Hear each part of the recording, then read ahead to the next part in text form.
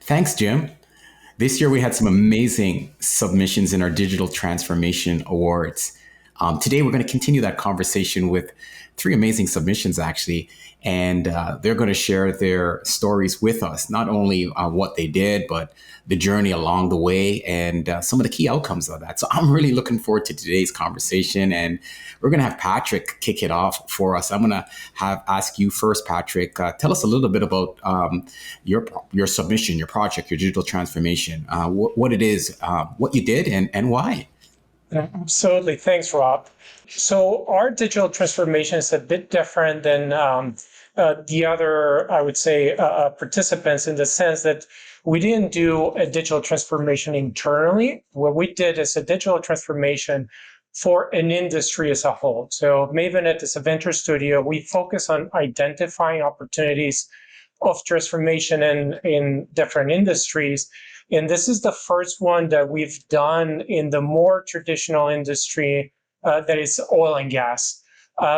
So essentially, our focus was or started when we realized that even though organizations have spent a lot of money, invested millions of dollars internally to transform their organizations individually, that payback wasn't actually taking place to the point that when an organization is sharing information with their suppliers, with their clients, with their vendors, they tend to send an email or send a PDF or close to paper nature, as opposed to harnessing that digital opportunity that they're trying to develop internally.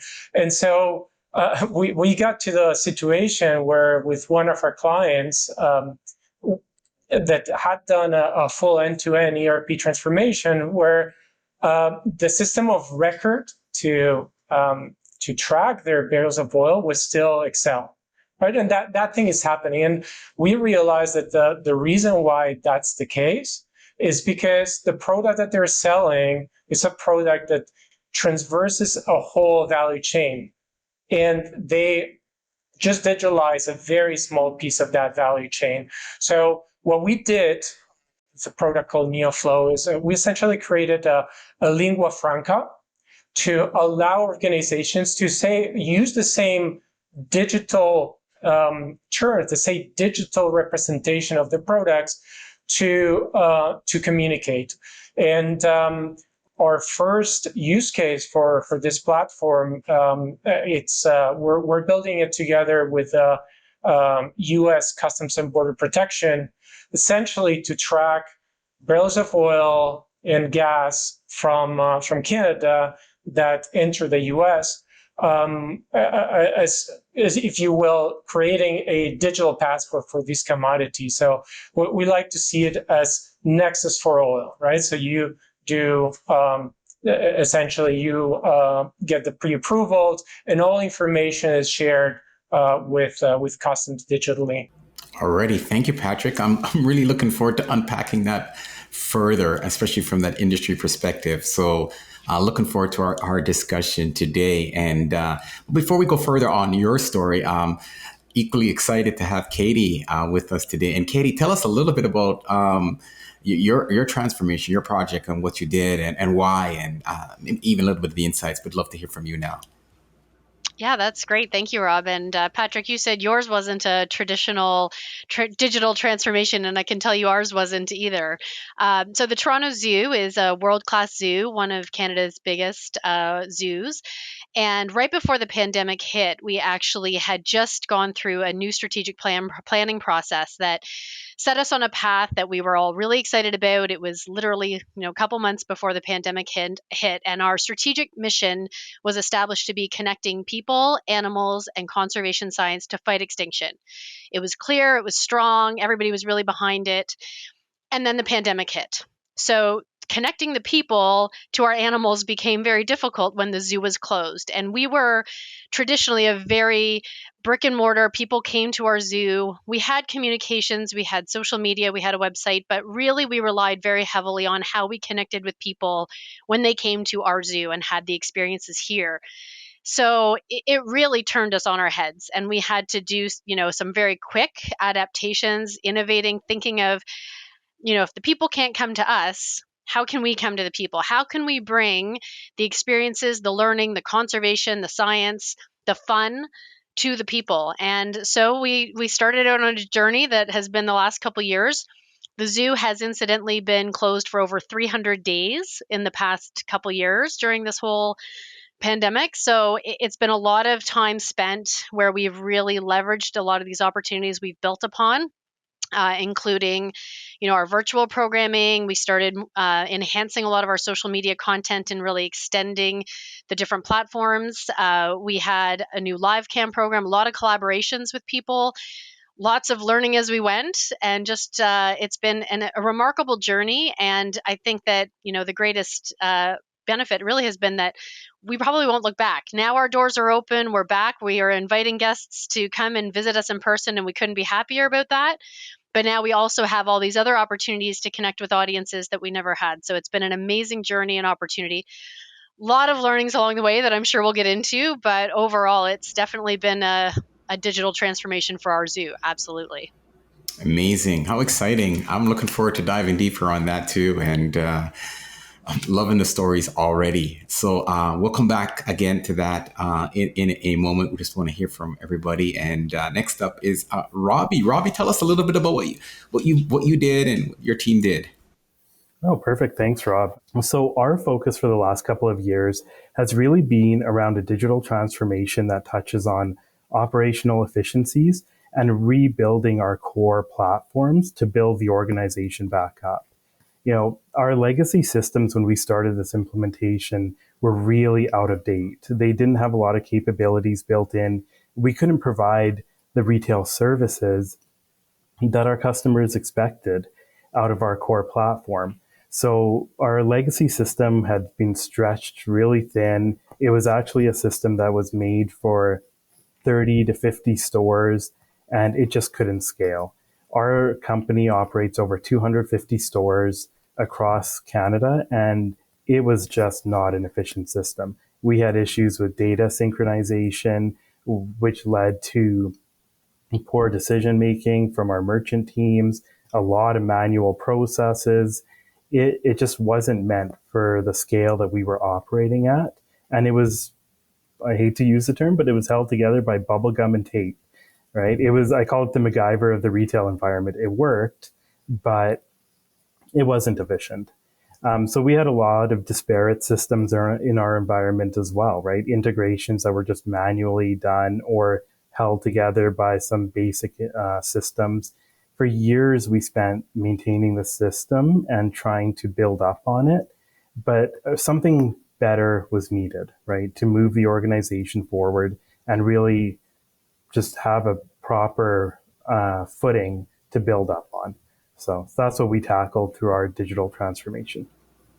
Wow. Thank you, Robbie. Thank you for sharing, Patrick and Katie, all three of you. You know what's interesting? It's obviously three distinct stories. I would love to assume that it was smooth sailing all the way. Everything went perfect and according to plan. Well, I know of one thing that on these individual journeys that there's a common denominator that you must have faced some challenges. And that's one of the reasons why we do these digital transformation awards, to share the outcomes, but also share some of the learnings, some of the insights, a little bit more on the journey. So take us a little bit further. And I'd love anyone to feel to jump in as we're dialoguing about this. But I'd like to hear, what do you think was perhaps on this journey towards transformation, operational efficiencies, connecting people, industry impact? What was perhaps maybe your number one challenge that you went through and that you had to overcome? But maybe Katie, do you want to kick that off? Probably one of our most obvious challenges was the technology. We were already trailing quite far behind as a very old site that needed a lot of infrastructure. I think sometimes, especially when you're navigating new territory and things you haven't done, that can be a bit of a challenge for the users. We had a lot of, volunteers and people who we were now tapping into to help us with some of this content delivery who really weren't very comfortable using, some of the, Zoom programming and different online platforms. So just getting people up to speed and getting comfortable with that took quite a bit of time. But definitely was something we navigated and got through. And you could have easily probably let just something as simple as that and as obvious as that stop you, but there's ways around. You find ways around everything. Patrick or Robbie, either one of you want to share perhaps what your challenge you had and how you overcame it? I would say in our case, the biggest challenge for Neoflow has been what we call the cold start problem with the network. So for us, we're essentially connectors of different organizations. So if you have a phone system and you only have one telephone and no one on the other side, then that phone system has no value. But as you're growing and getting traction with different organizations, the value starts growing exponentially. So trying to solve and to jumpstart the network has been critical for us, and so I can see in organizations internally how this might be similar to when you roll out something like Slack, and at the beginning no one is using it and no one wants to use it because no one on the other side is using it, and so you need to find a way to jumpstart. And the way we looked at it was to think, well, what's the use case that we can start with as the atomic network from which we grow from, and that has been in our case this border clearance use case, and we got to the point where it was very, very hard, and we hardly moved the needle for a long time, and then in a matter of I would say weeks, we got to critical mass and the whole thing changed, and it was the opposite, right? So the adoption started happening overnight, right? As they say, right? It took us very long to become an overnight success in that respect. Alrighty, thank you, Patrick. So, jumpstart to keep things rolling to overcome that challenge. So, thank you so much for sharing that. Robbie, let's hear from you. What kind of challenge did you face, and how did you overcome it?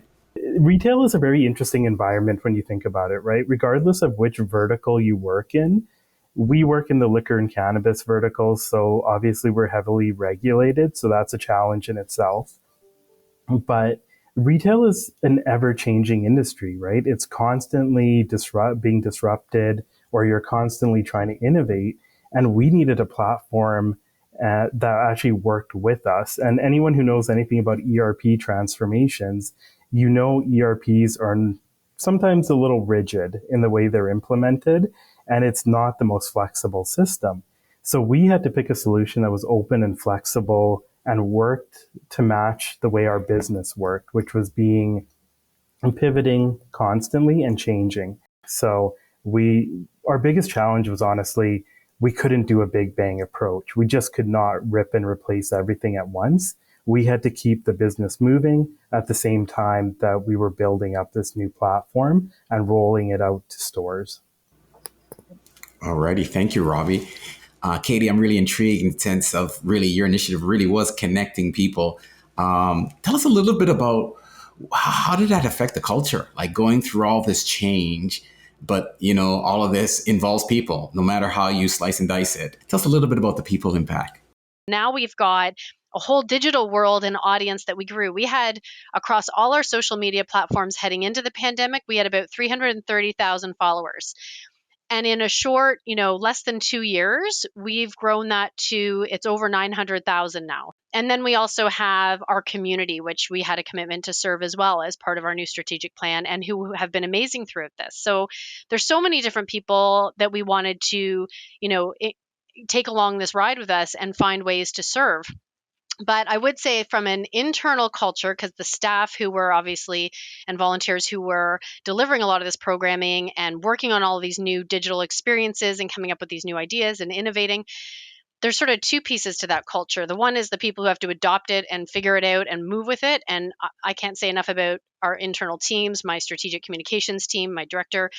But it's, so they adopted it, loved it, ran with it, and it's empowering people. But the culture that I think also really drives this for us is the leadership culture of, from the get go, we have a CEO who's been with us just over 3 years, and he has, really flipped our culture on its head to say, you're allowed it to try anything. And so many times things just ended up leading to these crazy places that we had no idea. And you just get there by trying it, really, most of the time. Some things didn't catch on as well. And then the biggest risk you have is the capacity and the resources you've put behind it. And if you, are willing to kind of give that up sometimes along the way, but you've got to have leadership and support behind you that not just allows it, but encourages it. And that's really what drives a lot of these things. And then the teams that do crazy things and suggest crazy things, and you say, go for it, because that's what made us really successful, I think. Well said, Katie. Patrick and Robbie, anything that Katie said that you can relate to? So I think a lot of what Katie mentioned from an experimental standpoint and for the leadership and the backing to say, let's go try some new things is probably the biggest cultural mindset, that change that we actually had in our environment as well. We're in an industry on one side of our business where we run brick and mortar liquor stores. Liquor has not changed in years. The concept is the same. The way they market is the same. It's never changing. And on the other side of our business, running cannabis, which is a net new industry that just started in the last couple of years since legalization in 2018, the entire industry is constantly on its head. Like every day there's disruption, new technologies, new companies coming to the forefront with new ideas on how to implement something. So we have these two diverging mindsets in our company today. And I think the biggest thing that we really came away from our transformation is how we changed the culture here. One of our biggest areas where I'll really point to is the concept of MVP. I will rant about minimum viable product. Like I will rant about this over and over again to make sure that everyone understands that you don't need to get it perfect the first time. You want to get something out the door and try it.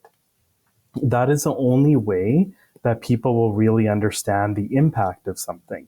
So if you can get a project or a piece of code or some functionality out the door and people can touch, feel it, well, won't really say feel programs, but they can visualize it, right? And then they can really give the feedback and see if it works for them or not. Awesome. So there's a common denominator with Katie in terms of cultural transformation. Patrick, I know you got something to say, so jump right on, and we'd love to hear from you on this topic. So for us, culture, it's not important, is the number one priority at the end of the day, because we're doing things that no one has done before. And so our way of seeing the way people interact, so we're very mission specific, but we are letting people expand into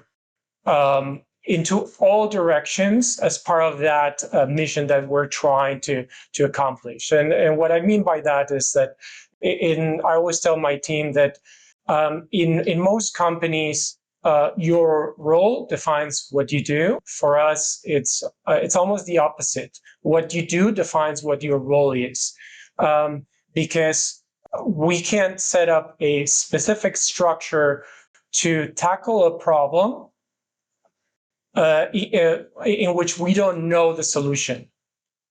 So it needs to be fluid. It needs to be dynamic. So for us, no one has a silver bullet. I don't have a silver bullet. No one in the team individually has a silver bullet. But us collectively, we're able to crack the case in most cases, right? And so I'm going to leave it at that. So for us, the culture is not part of the company. Culture is the company. Exciting indeed, and some amazing stories. Thank you all of you, Robbie, Patrick, and Katie, for sharing these stories. Very insightful, very inspirational. And so, with that, our time is up. I want to say thank you again for sharing. And at this time, I'm going to pass it back to Jim in studio.